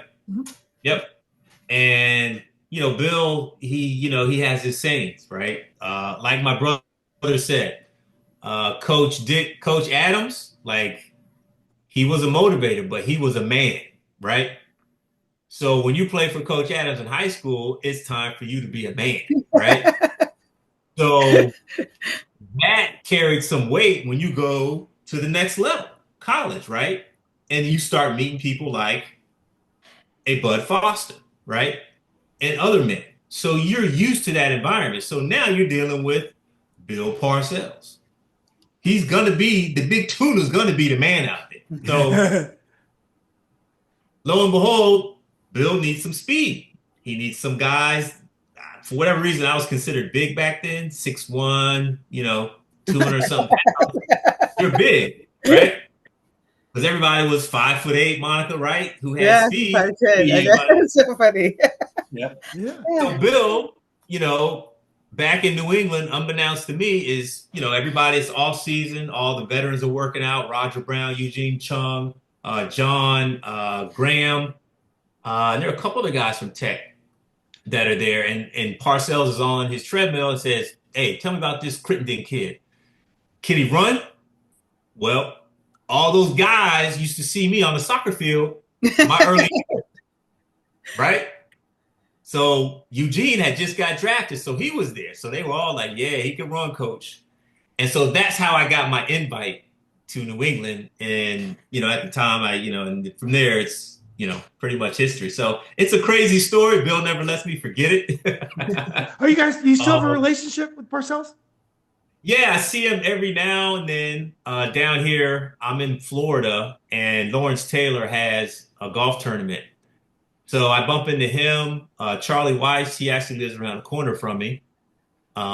He was the offensive coordinator. He was actually the tight ends coach when I was there with him, but he went on to coach Notre Dame, Derrick's favorite school. But yeah, there are a lot of guys down here that don't let me forget that story because he tells everybody, right? So Ray, you had a really solid NFL career. I think you 5 or 6 years up there, Yep. which is amazing. When you think about your kind of athleticism and the things that you could do, what would it have taken you to be the next level? What did you need to be an all-pro? Because from the outside looking in, you had all the tools, but obviously you're a little conflicted. You're good at everything. Maybe in some ways that held you back. But what would it take you to get to the next level, you think, in the NFL? That's so funny because Burnell, Bimbo Coles, even Del Curry, they still, joke with me because we're all in the same chat for Virginia Tech basketball. And they say, oh, yeah, Ray, what happened to Ray? Where's Ray? Oh, yeah, jack of all trades, master of none, right? But they knew I could play, right? And they were all so surprised when I went, and played basketball and then left to go to the NFL. I tell you, man, and Parcells to this day, it was injuries. I just got hurt. Yeah. That was pretty much it. My boy Troy Brown, we came in together. He lasted almost 12 years, all pro, couple Super Bowls. It's like, I look at it as like that should have been me right there with him. Yeah. But it was injuries is pretty much how I, look at it. I think 50% of the reason why folks don't make it is because of injuries. You have to have the good luck to stay healthy because every time, if you have a trajectory like this, every time you're hurt, you have to start again. Yeah. It's hard to get that trajectory if you get hurt. So Ray, what was the transition back to civilian life to being a regular person, I guess, as they said in the Cosby Show? But what was the transition to normalcy? It's I would say like my brother after it's done, you kind of come home, you're with family, you start having kids, and for me, it was about getting back to doing what we love. I literally snatched my sister out of Atlanta. I got my brother involved, and we got back to training. We got into performance training, and we ran with that. And for some strange reason, Julian, I got the idea to go back to school. And I went and got my master's degree and, ended up staying in Florida, leaving Northern Virginia a lot longer than I anticipated. And now I'm finishing up my doctoral degree in physical therapy. Congratulations. Thank you. I just want to note that I am now officially smarter than my brother and sister. There you go. Are you guys still running a business? Are you still training athletes today? Yep, Monica and her husband. Monica does a lot of track. She's being very humble right now. I'm sure. I could tell she's humble. But she has an aura. She has an aura about her that she's a badass. But she also is very humble. So that's great. It's funny because I said, we're not done. We were in Ashburn for probably 14 years. Oh, that's where I am. That's where I am now. Yeah. Okay, that's where you are. Okay, yeah, we were off a wax pool up until 2023 in a lease space. It was pretty good size. It was about 17,000 square feet. And so the track athletes really utilized that. We had a long straightaway. It was about 60 meters. So we saw a little bit of everything. And most recently, I'm so proud of them. Aaron Gaskin, and it's now Thea LaFord Gaskin. They came in early on, built this ramp. And, she had probably been a year or two. This is what I mean, when I was talking about that, a year or two outside of University of Maryland. She was an All-American triple jumper. And she went ahead and, jumped for her country. So she just won the gold medal. I mean, I almost fell out of I couldn't believe it. Can you imagine being the best in the world? I know. It's so awesome, and I'm so proud of them. I want to give them a shout out. I need to find them. Which I will run back into each other, soon enough. But, that group, there's so many exceptional high school All-Americans that came through there. So, yeah, I'm still, very much connected to that community. I don't think we're done yet. I think we have another facility in ourselves where it will be, who knows, us, the family, but yeah, we always somehow get back to, our roots, which, really is in the sports community. I mean, Ray's being humble too. I mean, he really, keeps in touch with so many of the, his tech and even, some of the Northern Virginia athletes. And, as he's telling the story, for football, I mean, they all knew at Tech, I mean, pretty early on, even his roommate, who was a pretty good receiver, what's his name? Antonio. Yeah. Antonio. I mean, and, these guys are all knuckleheads. I mean, really, and Ray is he goes and he fits, he is soccer, but I mean, as soon as he opens his mouth, he fits right in with the crew. They know he is of like-mindedness.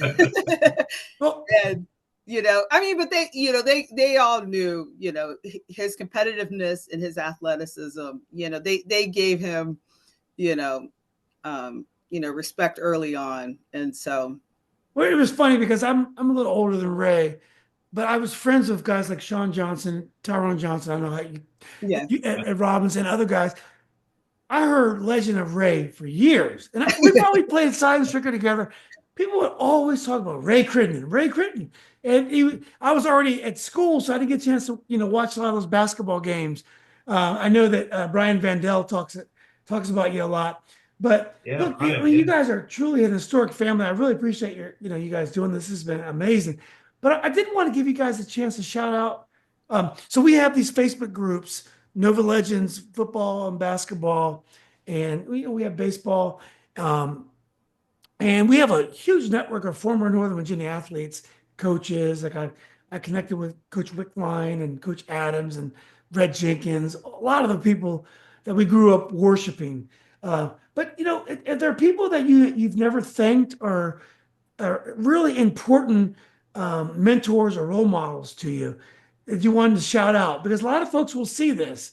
Is there anyone out there that you've never thanked for the contribution they may have had in your career? And I'll also leave your contact information, so if they want to get in touch with you guys for training or whatever else, they can do that. But there's a good time right now for you guys to do that if you guys would like.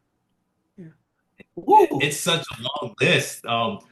Julian, we got time. I'm wide awake. Yeah. Obviously, we have to start with, I would say, our parents, right? Yeah. Just that's a whole nother And they're still alive. Your parents are still alive? Podcast. Yeah. Yeah. That's amazing. African American parents, they got to be in their at least their 70s, probably 80s, right? Oh yeah, we're leaving. They're about to leave the 70s, almost just as you said. And you know, he still runs. He still is very proud. I'll give him a shout out. He squats his 300 and whatever. Get out of here. That's for everyone who grew up with us. Yes, he still runs. He still does his squats and his deadlifts. He's a legend in his gym. Yeah, that's awesome. Yep. But go ahead. You had a list you want. Yeah. Name some folks you want to think, because a lot of people have talked about you through the years. And I know there's no way I could possibly thank everybody, but you know, my parents, the kind of people that we're so close to, it starts with, you know, people like Jaime Galdames, who connected me with you. Growing up with him and his family, soccer. This is the guy that we used to go out and train all day. That's right, Jaime. That's right. And from the Kip Germains to the Eddie Zarneskis, Big Ed, Little Ed, the Annandale school days, Monica, Derrick, you know, it goes back to Columbia Elementary. Mr. Mark Summers, our right? Mr. What's with the bike shorts? Mr. Is it Mr. Height? Mr. Height. Mr. Height. Billy Height, right? I think it's Billy. Is it Billy Height? So Julian, these people, yes, these are the people, and you know, this is the physical fitness, presidential physical fitness, what we did every year, and these are the kind of things that just propelled us. And the teachers behind, yes, field day. You know, just encouraging us and so many other students, you know, to just had fun. We just had fun kicking the ball around at the playground, you know, moving on, you know, to our middle school years. There's not a single teacher I could probably name from middle school. That's just a blur. Was that Holmes? Holmes Middle School? Holmes Intermediate. Yeah. Holmes Intermediate. But boy, and then high school. Yep.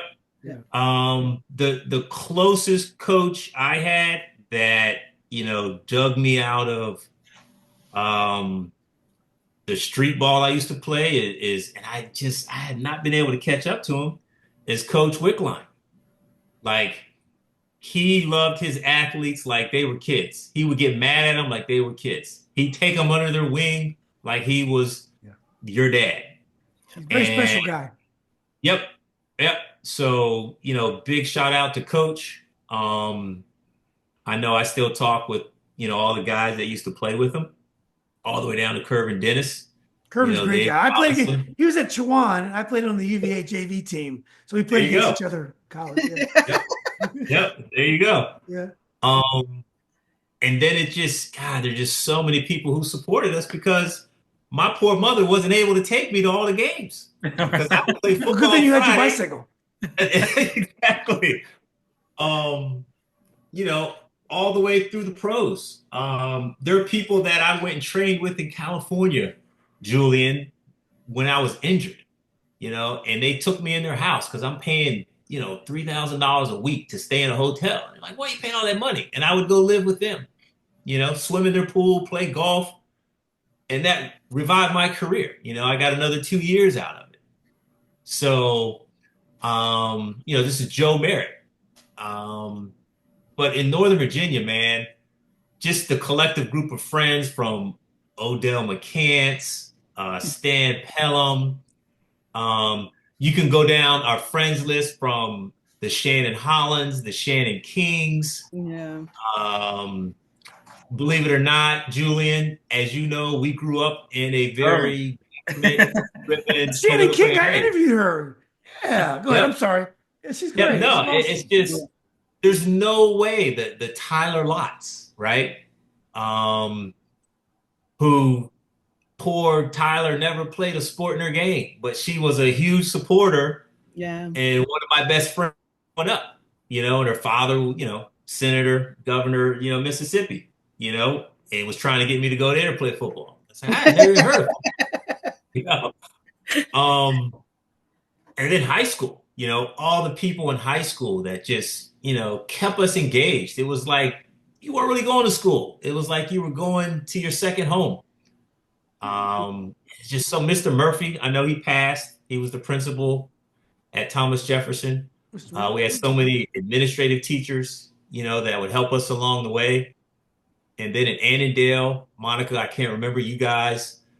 You spent more years there, so hopefully your memory will get those people, you know, there. And let me, Julie, let me just say, because I know if he hears this and he doesn't hear his name, he's gonna be on his bike and he'll probably do 20 more triathlons trying to outdo his older brother. And that's my uncle, Lonzo Crittenden.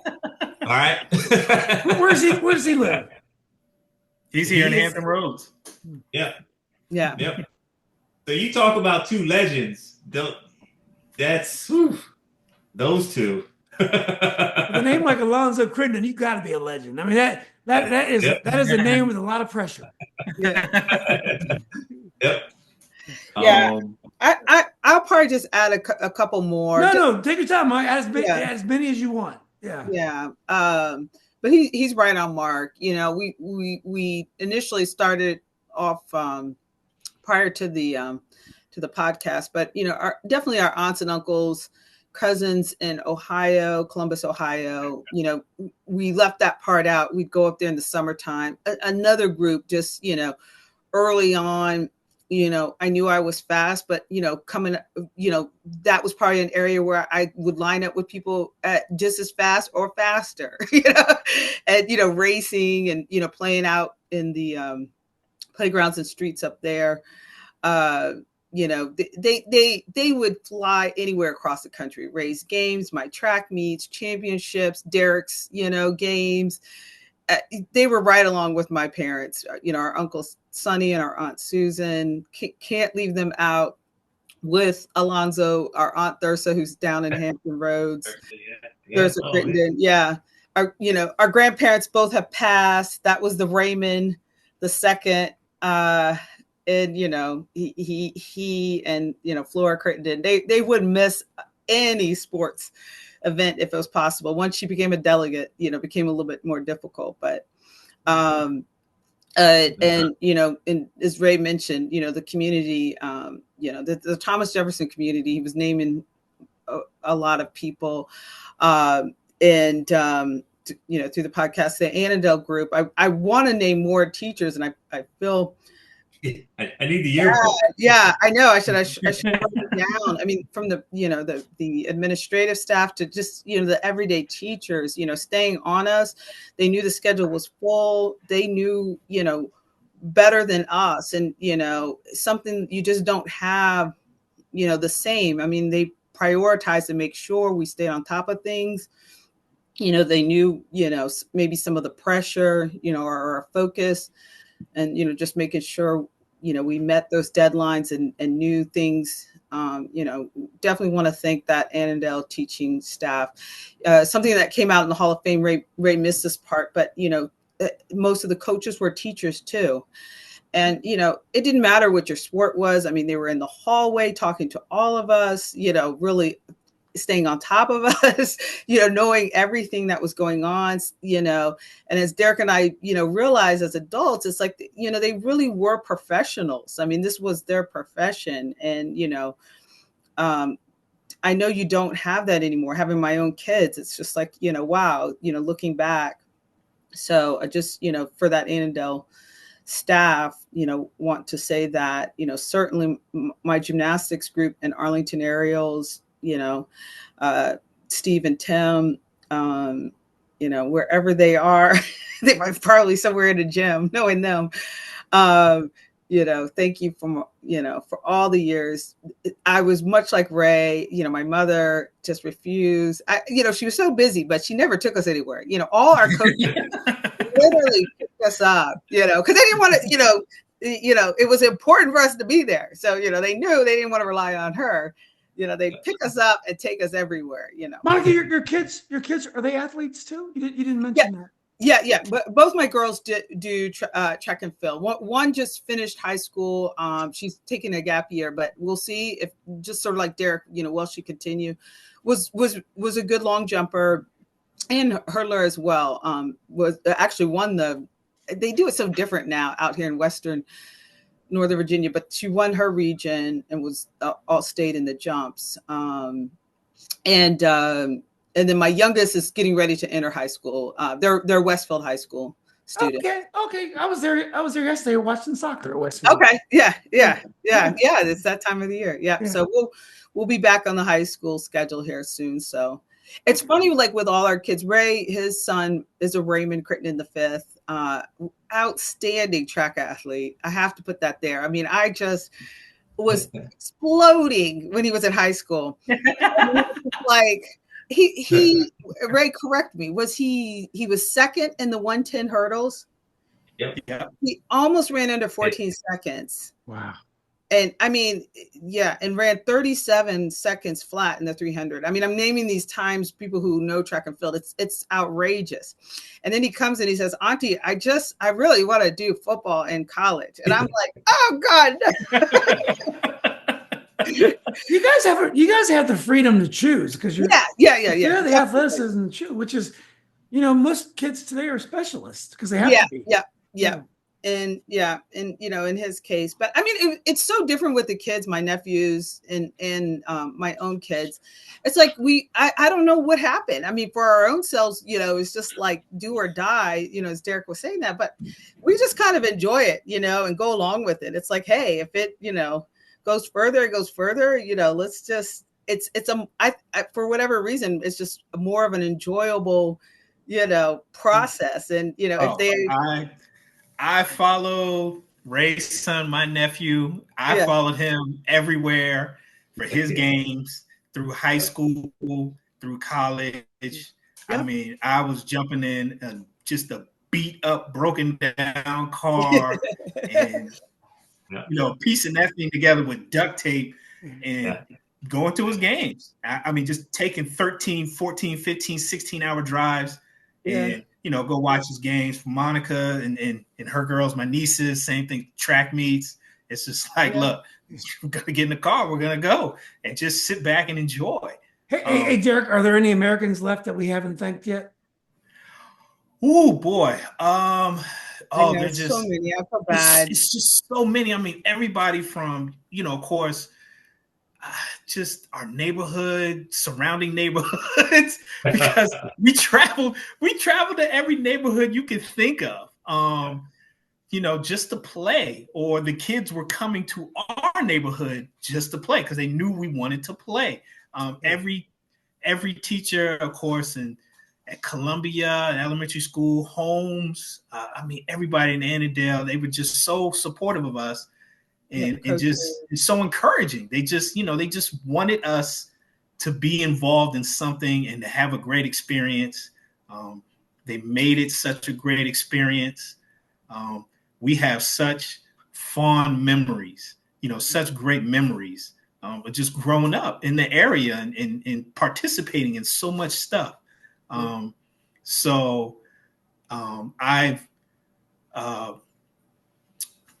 I've spoken to, of course, like my coach, my football coaches at Annandale, Coach Adams.